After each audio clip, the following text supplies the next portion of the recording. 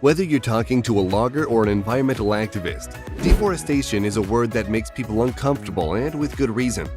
There's an important part of many of our planet's ecosystems, not just for the animals who call them home, but for the quality and stability of our soils. Plus, there's the fact that trees are some of the largest oxygen-producing plants on the planet. In fact, 28% of our global oxygen comes from trees. Thanks to some forward-thinking scientists and governments, we have places like national parks and wildlife sanctuaries set aside specifically to keep us from gobbling up all the planet's resources. The stories of those places and the conservationists who guard them are long, with rich histories of dedication and hard work. But you don't have to be a park ranger or politician to care about the environment. Today, we bring you the stories of a few amazing average Joes who've committed their lives to revitalize habitats that were once destroyed. MC Davis. The early life of MC Davis is hardly one-of-a-kind story. In America alone, there are around 15 million children who grow up in families scraping by below the poverty line. And you can't get much poorer than 6 people stuffed into a 300-square-foot broken-down trailer on a dirt road in the Florida Panhandle. But a diamond can't be made without going under pressure. Pushed by the desire for a better life, Davis started gambling when he was just 16 years old. Now, normally, those words would end in the story of a tragic addiction. Gambling can be unpredictable, and far too many individuals have already bet their entire lives away, convinced that they just need one last win. It's not a stable escape plan, and most normal people wouldn't even consider it. But Davis could see his future, and as far as he was concerned, it wasn't him stuck in some backwoods. He was a capitalist. He worked hard and he played dumb. The bets he made were easy and safe, and he eventually hustled his way to the top. For 14 years, he invested every little shred of energy into earning as much money as he possibly could, and he probably would have kept on going if it hadn't been for one fateful rainy traffic jam. Stuck bumper to bumper and out of his mind with frustration, Davis decided to pull off the road and sat himself down at a high school presentation about the precarious state of the Florida black bear. He was ashamed to admit that he didn't even know there were bears in Florida at all. That shame sparked something inside him. He started reading books on the environment, and because of a single moment, suddenly the place he wanted to escape turned into the very place he planned to protect.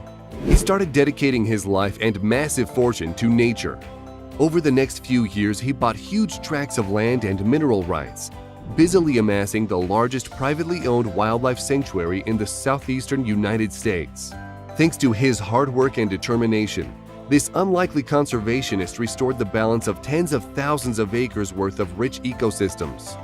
54,000 acres to be exact, filled with frogs and turtles, and yes, even bears. Unfortunately, in November of 2014, Davis was diagnosed with stage 4 lung cancer. But thanks to his clear vision, a 300-year plan, and a dedicated team of nature lovers to succeed him, the Noku's plantation will continue to be a refuge for endangered species for centuries to come. People were laughing when he planted trees in a desert. It's no secret that trees are important to our plant's soil. Their shed leaves keep the ground cool and moist as they break down. At the same time, their decay fills the earth with microorganisms and fertile nitrogen. This not only feeds other plants, but also provides habitat for countless small creatures such as salamanders and ants. But if creepy crawlies aren't that high on your comfort list, there's another crucial job trees do. Their roots tie the ground together like a million tiny threads, keeping it from washing away when it rains. It's arguable that without trees, we wouldn't have any ground to stand on. Soil erosion is a particularly serious problem on Majuli Island in northern India. In fact, estimates predict that in 20 years, the island could wash away entirely. Or at least it could if it weren't for the single-handed efforts of a man named Yadav Payeng. Back in 1979, when Payeng was just a teenager, he spoke out about his concerns over this quickly vanishing island. But he was just some kid. No one took him seriously, especially not the government. At that point, most people would have just given up. Oh well, not his problem anymore, right? But Payeng didn't take no for an answer.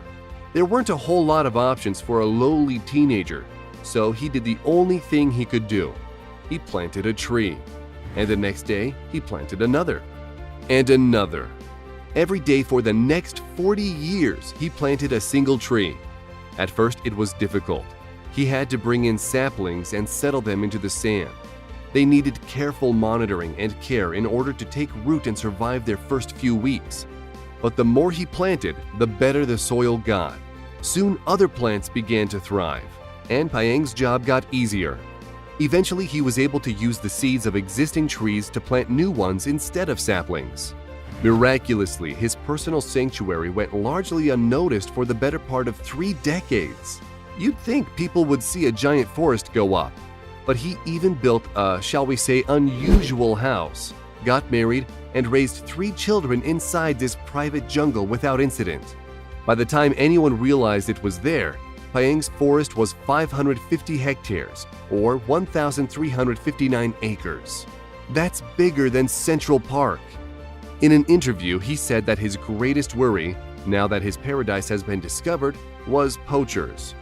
Tigers, elephants, and countless other species had moved onto the island, sheltering themselves in his forest for at least a few months out of the year.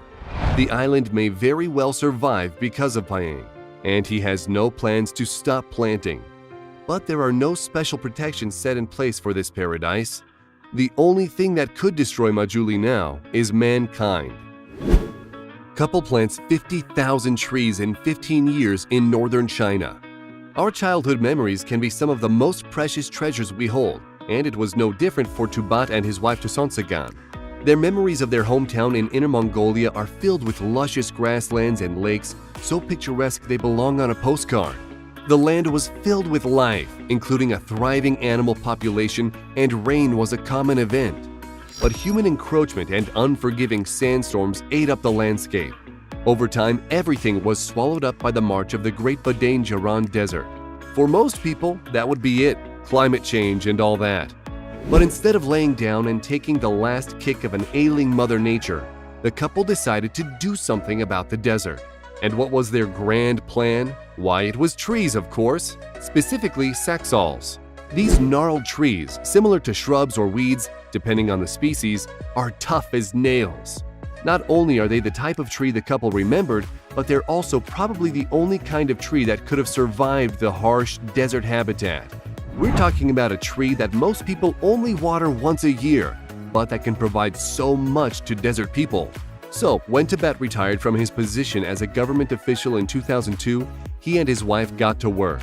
Over the next 15 years, the two of them spent their springs planting somewhere in the range of 50,000 trees, or 133 soccer fields worth of forest. It was hard work, and not all the trees made it, but a good 90% of them settled in and started to grow.